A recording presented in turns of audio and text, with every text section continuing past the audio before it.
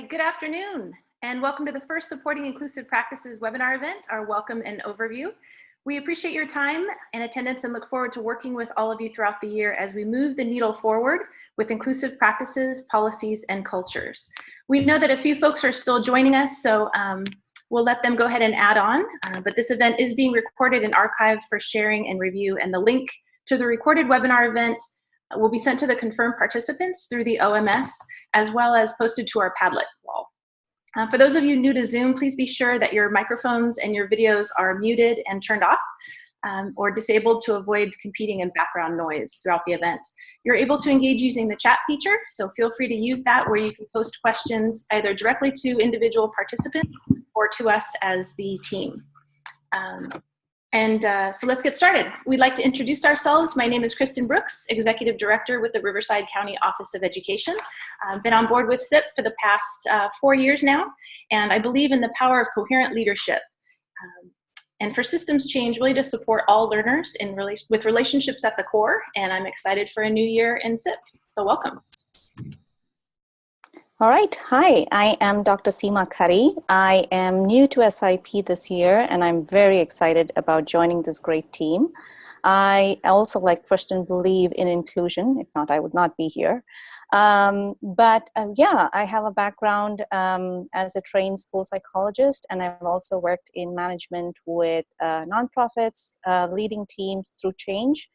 So excited about joining all of you and excited about starting off this year. Greetings, everyone. I'm Kevin Schaefer, Director of Program Support here with El Dorado County SELPAs. And I'm also in my first year with the SIP project. Very excited to be part of this team and doing the work around inclusion and accessibility for students with disabilities. And I'm looking forward to meeting everyone and getting out, visiting sites, and improving accessible supports and inclusion for students with disabilities. Glad you're here. Hi, can you guys hear us? Yes, is that coming from Richardson? Yes. Yes. So we didn't have your voices on while you were talking the whole time, Kristen. So I'm assuming we're just doing announcements or introducing ourselves right now. Yes, it was just our team introducing ourselves, just letting you know that we're going to ask that the video and audio be muted on the other ends while we present so that there isn't kind of competing background noise and things.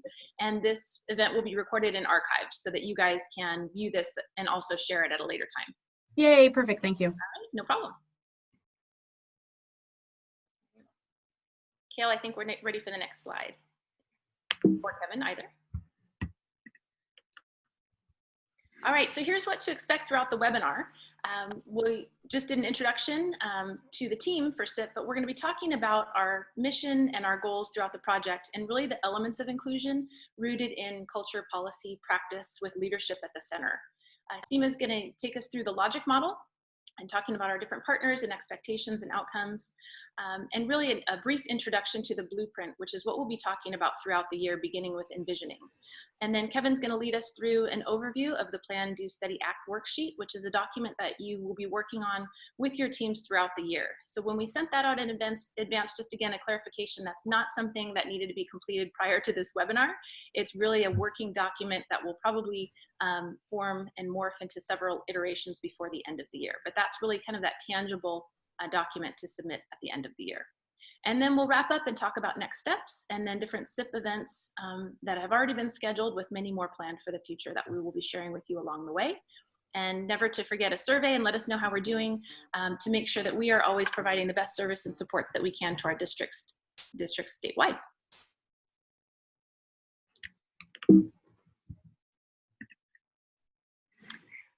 So again, just in case you can't see us live, here we are in stationary format.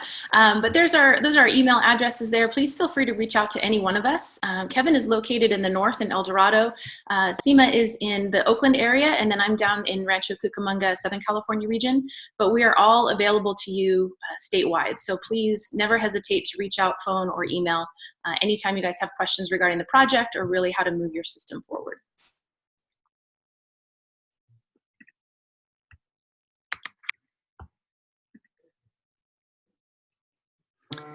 So the mission of SIP, for those of you new and also returning, really the project mission is looking at that tiered technical assistance to LEAs, working on that building, implementing, sustaining, monitoring, scaling up. And we've also added on paying it forward for this blueprint version. So beginning with envisioning and then adding on the paying it forward, because we really want to see our districts who are working toward those improvement models become exemplar sites and role models for other districts up and coming working to the same end.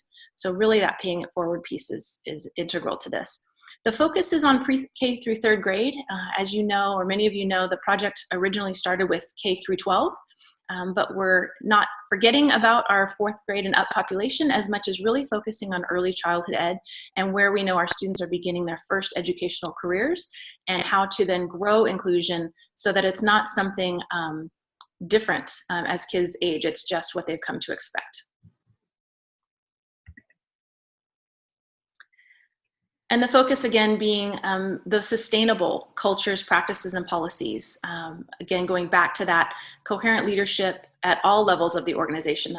That doesn't just mean at the district office level or the cabinet level or even at the site admin team, but really that there's leadership throughout the system, vertically and horizontally. And we want to make sure that everybody is on board and coherent in the work that we do. And the goals are tied into the performance indicators 3, 5, 6, and 7, which are related to inclusion and achievement for students with disabilities, both at the preschool and the K-3 populations, to include TK. So Kevin Seaman and I really, it struck a chord with us in terms of this conceptual framework by Booth and Ainscoe. And policy, practice, and culture are really what we've been talking about throughout SIP, but seeing their work, which is around the index for inclusion, and it has to do with a lot of work happening in the UK, but really applied throughout the US and California specifically, because we know that this is the center of what we do. These are the elements that if we don't have these 3 pieces in place, then we're gonna hit those barriers and those self-imposed barriers to implementing and sustaining inclusion. So starting with the policy piece. So restructuring the cultures, policies, and practices in response to our diverse students. So this project is coming out of the special ed division, but we're always being mindful of, we're talking about all students. We're talking about students that bring to the table a variety of cultures and perspectives and backgrounds, and that we are talking about students with disabilities, but we're also talking about students of color, of poverty, English learners. So we're being mindful that we don't want to be siloed in our efforts at all. We're talking about inclusion for all kids. So beginning with policy, we talked, for those of you who are returning to SIP, we've talked about policy, and do our policies really, do they reflect our mission, our vision, our values, and our goals? Are we walking the talk, or do we just have some nice policies on paper that aren't really translating to equity for students? So do we see that direct connection between those policies that are in place and removing barriers to equity and access for kids? And then what that looks like in practice, again, being responsive to student diversity, looking at that directed learning, evidence-based practices and curricular frameworks like Universal Design for Learning, that includes that ongoing collaboration across stakeholder groups. And with the foundation of really the culture of inclusion.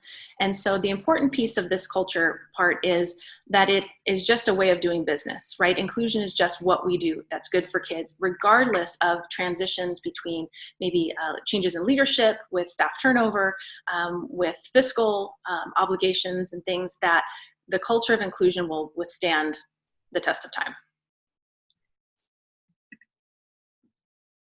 And again, leadership really being at the core, but being coherent and having a clear vision and communicating that vision clearly and messaging it to where everybody understands the roles and expectations of the focus for inclusion.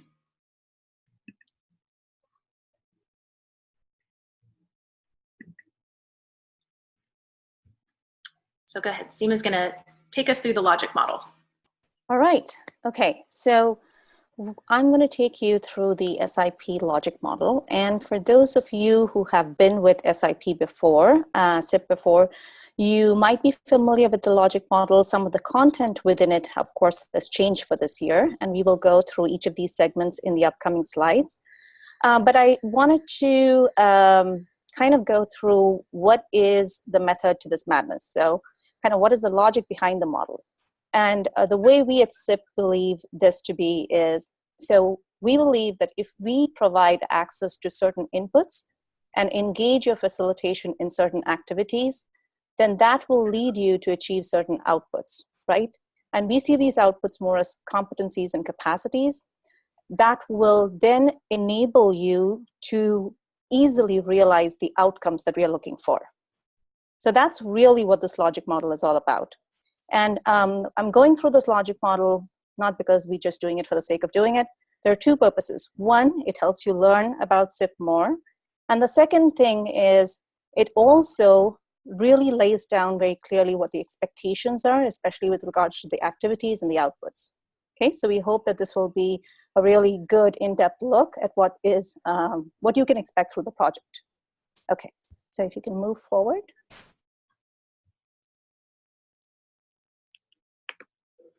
Okay, thank you. So this is the input slide, and we've arranged this by the function. So we are funded by the California Department of Education. That funding is coming through the different offices, the El Dorado County Charter SELPAs, as well as the County Office of Education with El Dorado and Riverside. Our university and data partners for whom we are very grateful are San Francisco State University, University of Redlands, as well as DigiCoach.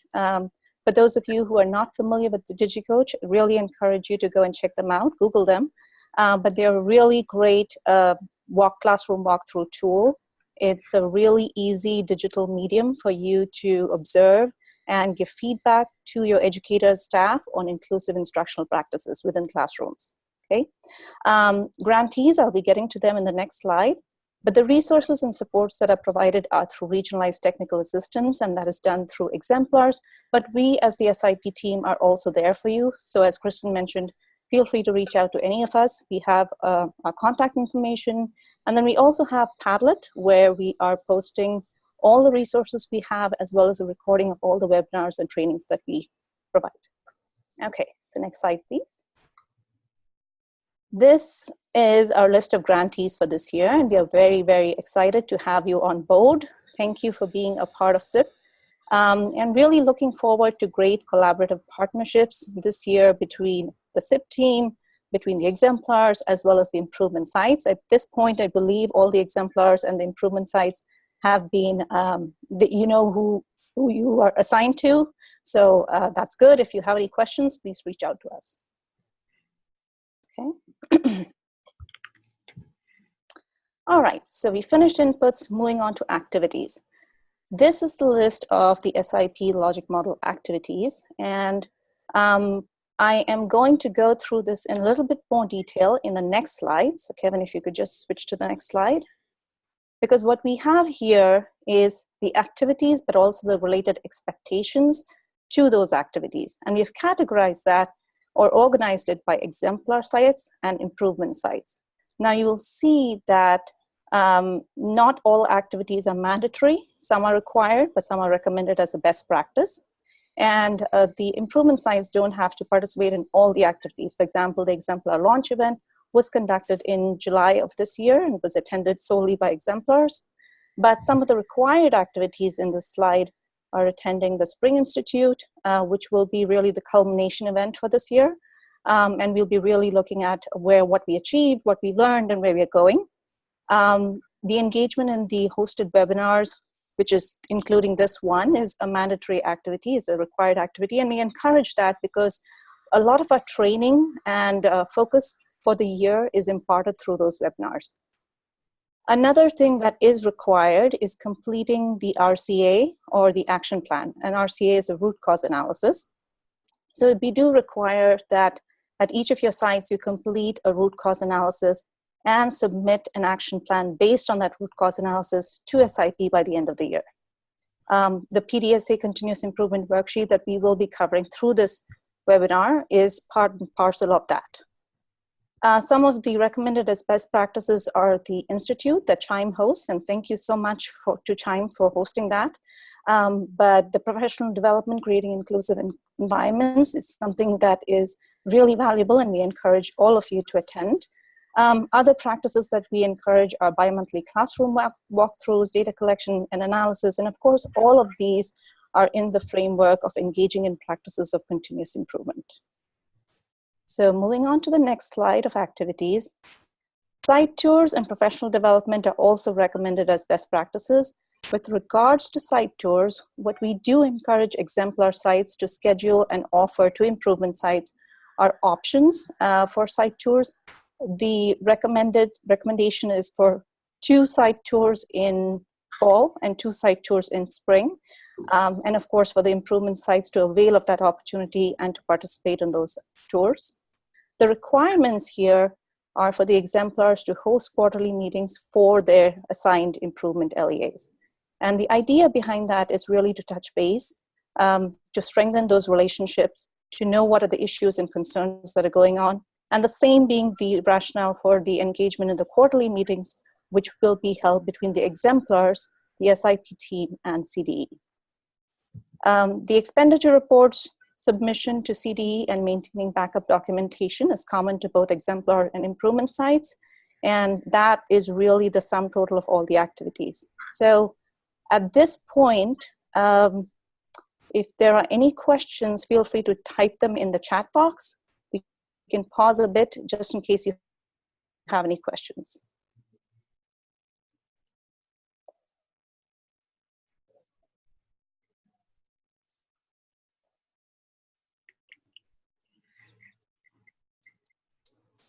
All right.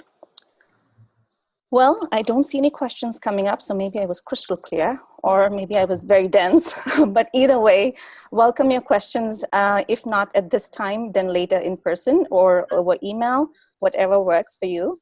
All right, so I have one question. If we submitted a root cause analysis, do we all need to submit another? And I would think not, but Kristen, correct me if I'm wrong. Yeah, it's still part of this process, and the root cause analysis, sometimes we go back and revisit. So if we've implemented something and we've come up against another barrier, maybe we didn't identify the root cause accurately or as precisely, or maybe we went in a different direction. So we're constantly, again, through that continuous improvement loop, going back and revisiting. So this PDSA worksheet, you may be able to apply some of the data or updating the data and apply it to this document that Kevin will go through. So it might make more sense to you once you see that document. And then same with the action plan. Yes, so if you've already done a root cause analysis and you've done an action plan and you're at the stage of implementation, you can document that on the worksheet, kind of the progress that you've made, and then those next steps throughout that action plan. And so some folks, you know, they really planned on doing professional development in August. That was part of their action plan last year, but it didn't come to fruition this year. So there may be some changes in that. And again, Kevin will walk you through that. So it's really a coherent document to bring it all together. And it's a tool, again, a tool for you to use, not just something to complete and submit, but really how that's going to move your team forward, even as you add more members or you look at that continuous improvement model. There's my long-winded answer. Right. So not to make more work for you, but really for you to be able to use that as a helpful tool to document and also to keep your entire team on the same page. All right. So moving on. So as I was talking about before, we have the inputs, we help you engage in a lot of activities, and a lot of this is really enabling, enabling the professional development, webinars, trainings, etc. And that leads to outputs. So Kevin, if you can click once more, you'll see the list of outputs over here. Right. And so these outputs are what we really call, some of them are very concrete outputs. And if we go to the next slide, the idea behind these outputs is not to have outputs for the sake of outputs. The logic here is to build competencies and capacities in your team that will help you realize outcomes. So the expectations related to these outputs are really, for example, the first one, we hope by that going through all these trainings and the webinars and the information that we share with you, you're able to form shared leadership teams.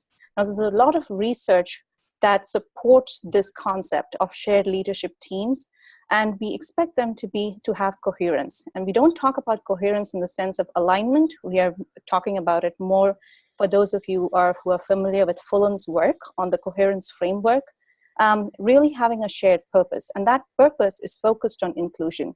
And as Kristen mentioned, within our triangle, our main philosophy of essential elements of inclusion, really driving that change of inclusion through policies, practices, and culture.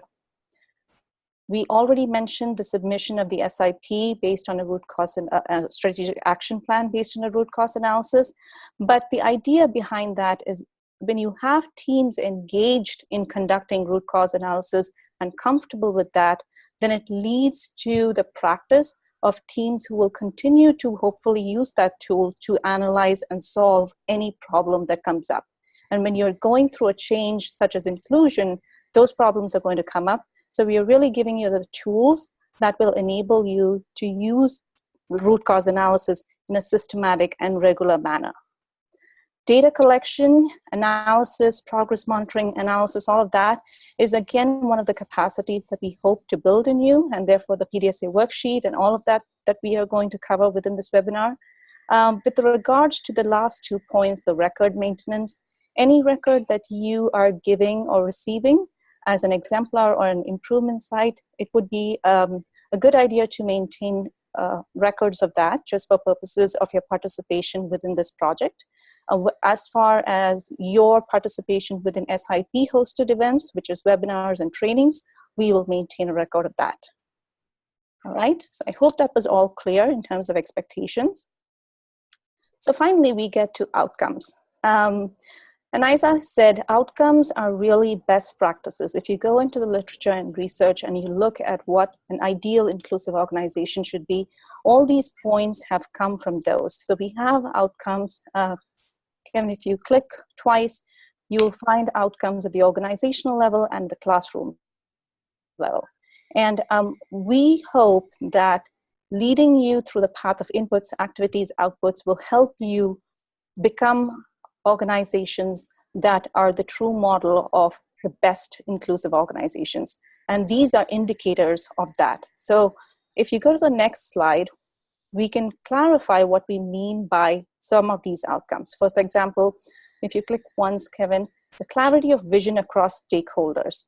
That really leads to an indicator that we would say is, so how would I know that an organization has achieved this outcome?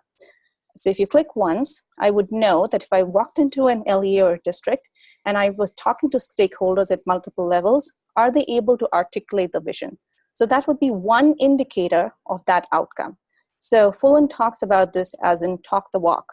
Does everybody across the organization have a very clear idea of where they're going? This is important not only because everybody is moving in the same direction, it is also important because when it comes to decisions at the policy level, at instructional practices level, at the classroom level, they're all making clear decisions that are in the same direction and therefore removing confusion. Similarly, go ahead and click twice, Kevin. I know there's a lot of clicks going on here, but an indicator of the second outcome would be, we would look at, has there been a change or new policies adopted that are actually facilitating collaboration? So it goes back to the triangle regarding removing barriers, right? Have policies been implemented to remove barriers, to facilitate collaboration, participation in professional development for staff? Those are the indicators of these outcomes. And the other example is really regarding transition, which is very important to our population that we are targeting, preschool through kindergarten. That transition is a very important phase. And to sustain that, an indicator would be, is there a regular practice of collaboration between educators, families, and relevant organizations at different stages of the transition? So I hope that makes it a little bit clear as to what we are looking for in terms of outcomes via those indicators. In terms of long-term outcomes, Kristen referred to this as before, but the first one over there is, of course, data. So Kevin, if you just click once, then you have the increase in inclusion rates. Now, our analysis of the data for the past 3 years indicated that LEAs who have been with the SIP project for the past 3 years have shown around a 12% increase. And this is for the indicator specific to 5, which is increase in the number of students participating in the regular class greater than 80% of the time.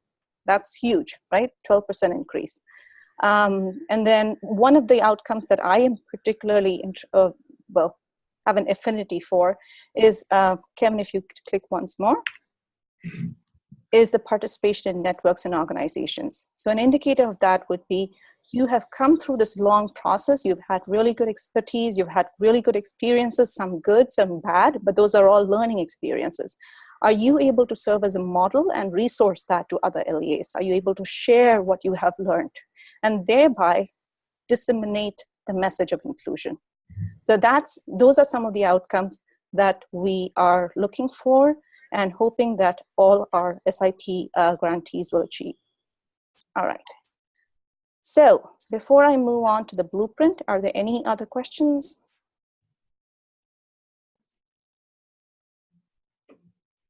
All right. So what is the blueprint for inclusion? This document is probably new for you. This is brand new, as we have, Kristen talked about it.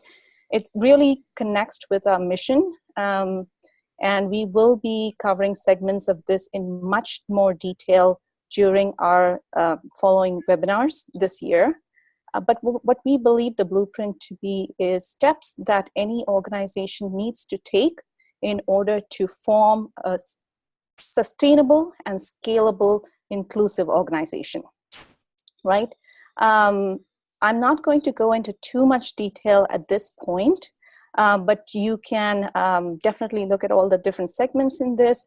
A lot of this work and research has come from different sources, including education, but a lot of it has also come from change management. Because as you can see in the next slide, the theory behind this is we are trying to go from your existing organization and you're trying to move to an inclusive organization. And when any organization is going through a change of that magnitude, you have to develop it within you and use a lot of change management tools and strategies. So the blueprint was formed as SIP's tool because it really focuses on building capacity. And Kevin, if you can click twice, it focuses on building your capacity within organizations to transform you from where you are to where you want to be. All right?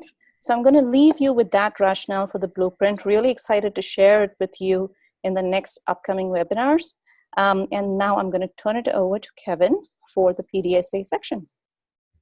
Great. Thank you, Seema. The infamous PDSA worksheet. We've had a lot of conversation between the three of us regarding implementation science or improvement science, and there tends to be a little bit of confusion between the two. So what we're looking at is really integrating the implementation science through NERN and improvement science through the Carnegie Institute. So we've come up with a little bit of information here to begin with implementation science around the stages of implementation and the PDSA cycles before we get into the PDSA worksheet that Seema and Kristen have both mentioned. And what we're trying to accomplish is moving from a present situation that's based on hunches, theories, and ideas to closing the gap into a desired situation or the changes that result in improvement, or in our case, inclusion. So there's very specific stages, and now we're focusing on implementation science. One of the 5 frameworks is the 4 stages that organizations go through when they are making a test of change or an improvement. The first being exploration, and within the exploration stage, you would perform a PDSA cycle or a plan, do, study, act cycle before moving into the installation stage or putting into effect drivers and supports that would support the innovation before it actually reaches the users in the initial implementation stage. So one of the things that I've experienced as a special education teacher is, in many cases, a curriculum or a resource would show up on my classroom doorstep, and I really wouldn't have any idea of what it meant or how to actually use it in the classroom to support students.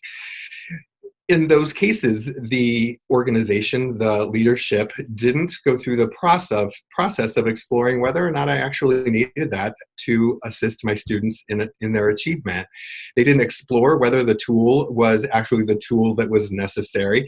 And then they also didn't install the proper structures or the drivers that would allow me to implement effectively. In other words, they didn't create an effective enabling environment in order to support the teacher, to support the students ultimately.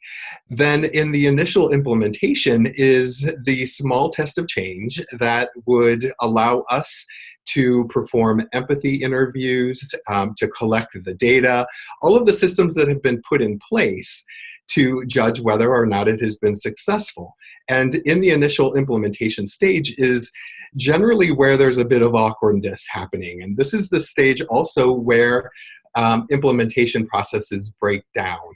And in some cases, the exploration, the installation stages are skipped, and organizations move right into initial implementation, which is why we have that swinging ball, or the changes that happen so often in education.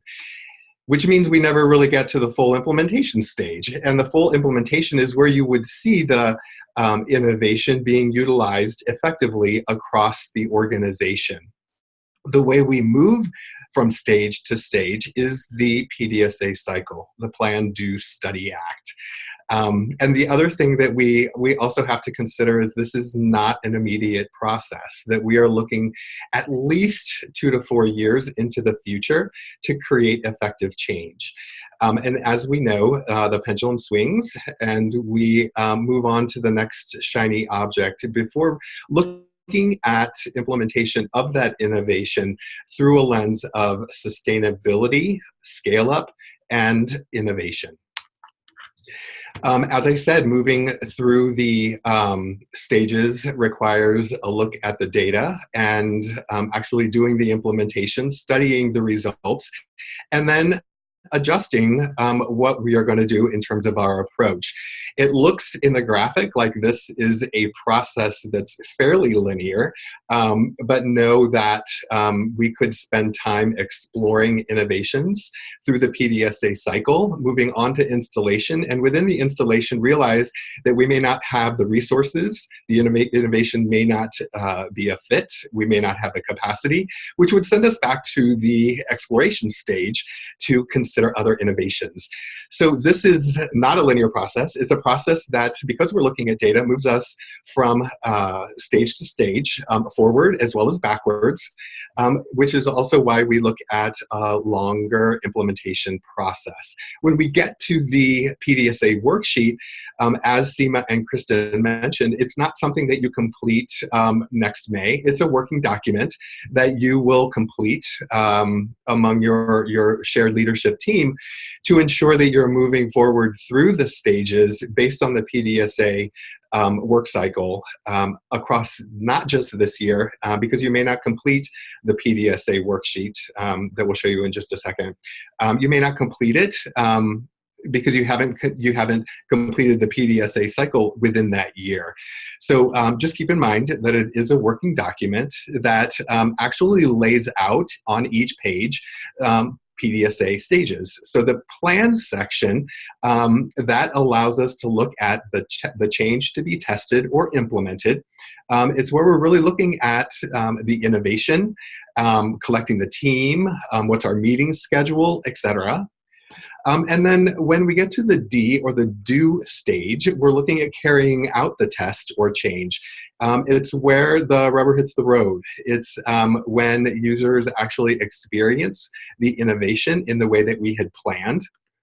And then we've already put communication pathways into play, as well as data collection. We have to ensure that we have the proper data collection tools, methodologies, structures, training, and coaching, so that when we get to the study phase, we are looking at the right data, it's valid, it's reliable, and that we can make data-based decisions when we move into the ACT component. And when we are looking at ACT, we're deciding what to do based on that data. We're making a plan for either continuing the cycle again, and are we moving forward, or are we continuing where we are? So within ACT, you're looking at adopting what we've done, we're looking at adapting or changing, or we're looking at adjusting. And then really the fourth action that we can take a look at is we may need to abandon what we're doing, which would send us back to a previous stage. But again, I just want to make sure that everyone's clear that we're basing all of our decisions on data, as well as what our root cause has determined as the appropriate next steps. And please make sure you use the chat box if you have any questions as I go through the PDSA worksheet. What you have is a screenshot of all 4 pages. I'll go through each page systematically in just a second. I just want to make sure that we review the Plan, Do, Study, Act component, which the PDSA worksheet is based on. So again, within the plan stage, we're looking at developing a problem statement. It could be that we want to increase our inclusion practices for students with mild to moderate disabilities. We're also making questions and predictions. Those predictions come back into play when we study the data in the S stage.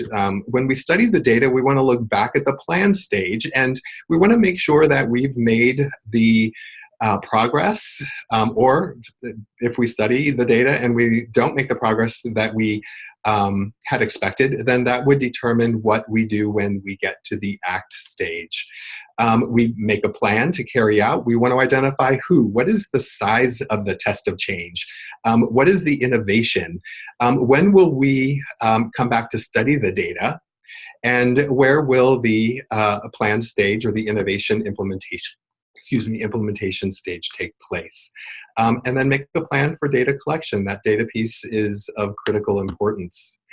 That the plan section comes into play on the first 2 pages of the PDSA worksheet. So you can see at the very top, you've got the project name, project leaders, and the start date.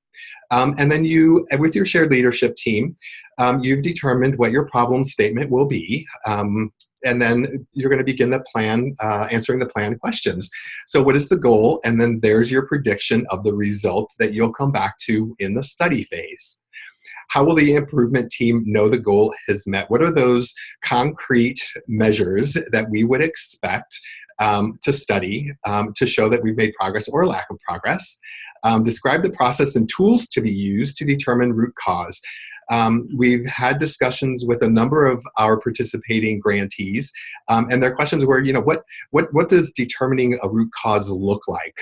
We are developing a web module that you can access from the Padlet that we will send out that describes what root cause processes are, like the fishbone, 5 whys, empathy interviews, process mapping, etc. So we'll have support provided in determining root cause as a critical component of this process. And then you determine what the root cause analysis resulted in. You're going to look at who your improvement team members are, meeting dates, what's the overall implementation timeline, and then you're going to look at what in evidence-based innovation or practice you will choose. One of the tools that we utilize from NERN is the hexagon tool, which is within the exploration stage. You're determining whether or not the innovation that you've chosen is a fit, if you have capacity, if you have the resources, etc. You're going to describe what that EBP or evidence-based program or practice is and what the implementation timeline looks like. On page 2 of the plan section, now you're going to do a little analysis. What data do you have available? What data is needed? what resources are available, what resources are needed. So you're developing an understanding of what you have currently in place and what you need to have put in place before the innovation actually reaches the users. So this is setting up the enabling environment so that teachers are supported before the innovation reaches students. Seema had mentioned policies and procedures. What policies and procedures are in place? What policies and procedures need to be developed? What structures and processes are in place? What structures and processes need to be in place? So you are looking at the differential between what is current and what needs to happen to ensure we have all of the drivers in place such that the teachers and staff are supported. And then you're going to determine what the size and scope of the improvement cycle is, how the information will be communicated to those participating, and remember those communication pathways from the top level leadership into the actual users. What does that look like, and who needs to be communicated to understand why this innovation is the innovation that we've chose to solve the problem of practice? And then what's the scale-up plan? So in the planning process, you're already looking ahead that if this is the innovation that we will continue to move forward with, how are we going to grow that so that we eventually look to full implementation of the innovation? And then the last three steps within the plan section is how will this project integrate or align with current initiatives and activities? One of our priorities is to ensure that inclusive practices is seen as a siloed event or a siloed practice. How does it align with other initiatives so that the teachers, the staff don't see this as something separate from what they're already doing, another initiative piled on top of an already full plate? And then where will the final project be documented? Is it something that needs to be documented as an activity in your LCAP? If you are working with your SELPA, they're familiar with the State Systemic Improvement Plan that's being developed and considered. Or your performance indicator report is also something within special education that if you are out of compliance in one of the performance indicators, you may be required by CDE to complete a performance indicator report plan, which should also be aligned with your LCAP, or if you also have significant disproportionality plans that you're creating, that those are all aligned, as opposed to creating 3 or 4 different plans with many, many activities and people confused around what their actual goal is for improvement. And then finally, when will the project be reviewed or updated? It's not a one and done situation, which is why this plan should be a usable document that is referred back to often. Any questions? I know I'm moving pretty quickly through, but please remember that the chat is there. When we move to the do phase, the do section, this is where you will be carrying out the plan. This is where the users will actually experience for the first time the innovation that was selected. You will document the progress and make any unexpected observations. And you'll begin the analysis of data. You'll be performing empathy interviews. You'll be collecting the data through your system or your student tracking system. And what that looks like is just the top page of page 3. When you look at carrying out the change and collect that information, you want to know when you started, and you want to know data collection dates. You want to know what those cycles will be. Was the project implemented as planned? And this is part of your observation of the project, continuous observation. So if it's happening in the classroom, the question becomes who's doing the walkthroughs, who's documenting that there are accountability, fidelity measures in place such that we can ensure project implementation has gone off as planned. And then what data was collected? What did we find? And then document observations. Moving into the study and check, complete the analysis of the data. So really looking at data and determining whether or not the data is valid, reliable, and the data that we really need to make the decision to move forward, to abandon, adapt, or adopt. And again, this is where we would compare the data to the predictions that we made in the plan phase. And then what you would look at within the PDSA worksheet is summarizing what was learned. What did we learn from the study of the information?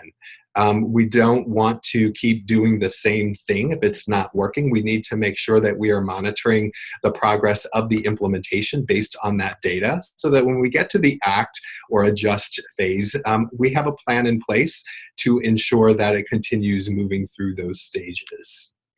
And then that section, go back, is at the bottom of page 3. The study section, analyze information and summarize what was learned.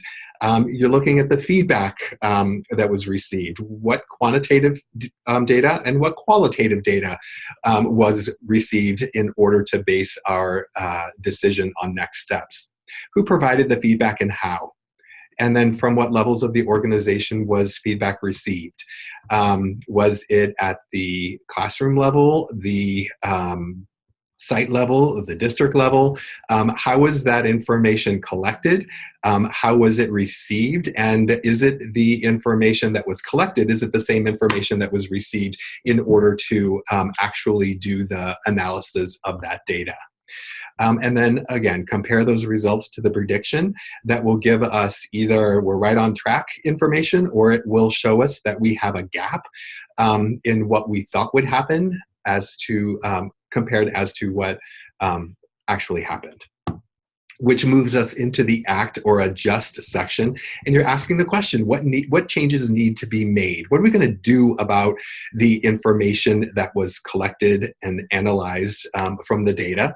And then we're going to start a next cycle. And when we start that next cycle, we're going to ask that question. In the first 4 boxes, we're going to move into that next cycle. We're going to adapt or improve the implementation drivers because we did see some success.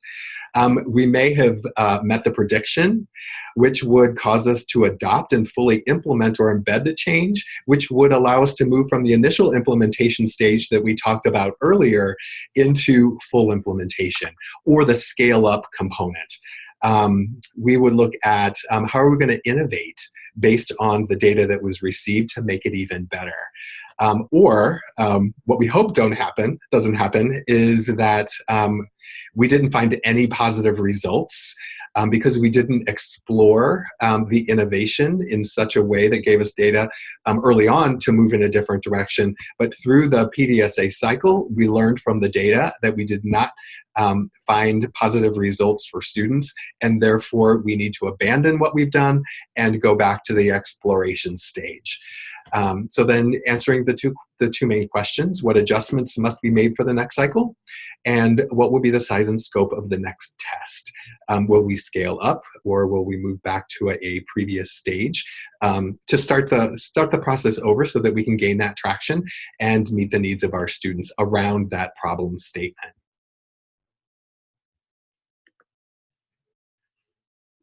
And embedded within the entire process are, like we said, the data or the assessment information. And we can't forget the accountability or the fidelity measures to ensure that the innovation has been implemented with fidelity, and who is collecting the accountability information to make the assurances that it wasn't an implementation issue, that it was truly an implementation that was done with fidelity and still may or may not have met the needs of students, which will give us the information on next steps. So I'll go back to this one. Any questions? That was a pretty quick overview. I see we have about 11 minutes left. I just want to reiterate that the 4 pages, the PDSA worksheet, is a workable document. We have sent it out electronically that will help track your progress. So I'll give it just a minute with the chat and see if we have any questions.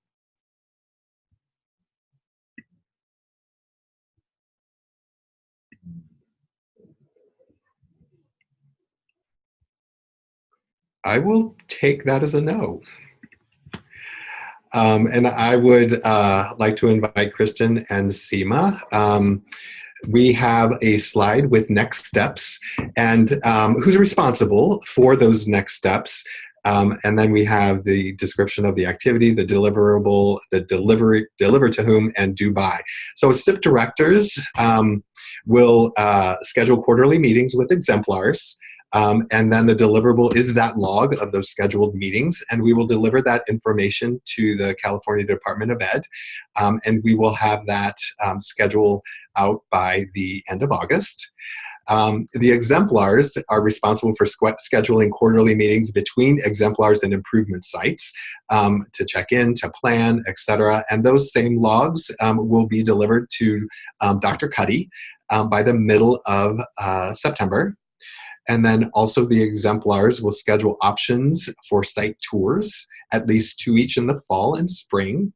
And the list of scheduled site tours offered will also be submitted to Dr. Cuddy on the 15th of September.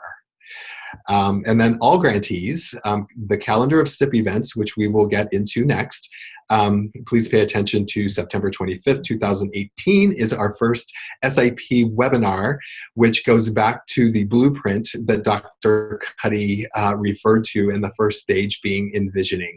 And the SIP webinar events, of which there will be 4, follow the blueprint through those different sections of the blueprint. So the schedule of events for 2018 and 19 we're very excited about. We have a number of trainings with Ann Benninghoff. Many of you may be familiar. The first one is September 21st at the West End SELPA in Rancho Cucamonga, based on inclusive practices for administrators. And even though the title says administrators, it is also open to classified and teaching staff. The webinar event, the webinar series, part 1, September 25th from 1 to 2 o'clock. It is virtual, based on envisioning. Webinar series part 2 is November 6th, same time. Webinar series part 3, based on implementing, is January 15th. And then I'm going to skip down to Ann Benninghoff, 2 more trainings, February 4th and February 5th and 6th. February 4th is here in Sacramento at the Endowment Center. Location is to be determined for her February 5th and 6th training, and those are live trainings, just to be clear. And then our final webinar series, part 4, Scaling Up and Paying It Forward. That'll be February 26th. Creating Inclusive PD, March 6th through 7th. Kristen had mentioned that the Chime Institute will be hosting that 2-day event open to our grantees. So please put that on your calendar, and you can utilize your grant funds to pay for attendance at the Chime Institute, Creating Inclusive Professional Development. We also have a Spring Institute entitled Where We Are and Where We Are Going on April 10th, and that's at the University of Redlands. It is sure to be a very productive day. We are planning with Carnegie Institute this week, and hopefully we will get them on board and have a very meaningful day. And then our last training with Ann Benninghoff, April 18th through the 19th, from 8:30 to 3 o'clock, location to be determined. And as Kristen also mentioned, we have the Survey Monkey. We take all of your comments. I want to say we take them personally, but not the word that I'm looking for. We do take them to heart and read through them and make adjustments, just like within the PDSA cycle. This is our data, and it determines what our next steps are. So, Kristen, did you have anything to say to end? Yeah, I think just to add that with our different activities that we're providing throughout the year, this is just kind of the starter of events. And as has been past practice, we want to hear from you and what you really need support with in the trenches. And so that response being, if you need support with Universal Design for Learning or professional learning communities, or you need something virtual or in person, we will be adding those types of technical assistance and activities, both on maybe a site level or district level through your exemplars and through us as your providers, as well as maybe on a group level. So a north and a south, again, has been past practice. So what you are seeing now as the calendar events is just the starter. And we're in talks still about adding additional events based on feedback we get from you and what you need. So about a third of our districts this year are new to SIP. And so we're still getting to learn and getting to know you and learn what your needs are. And so we want to make sure that we make room for that and not just assume that we know what you need. So just want to add that. And then just as we're closing, just again, thank you so much. It's really an honor to work with all of you. And I just appreciate you and what you're doing for kids every day. So. Thank you, everyone. Thank you.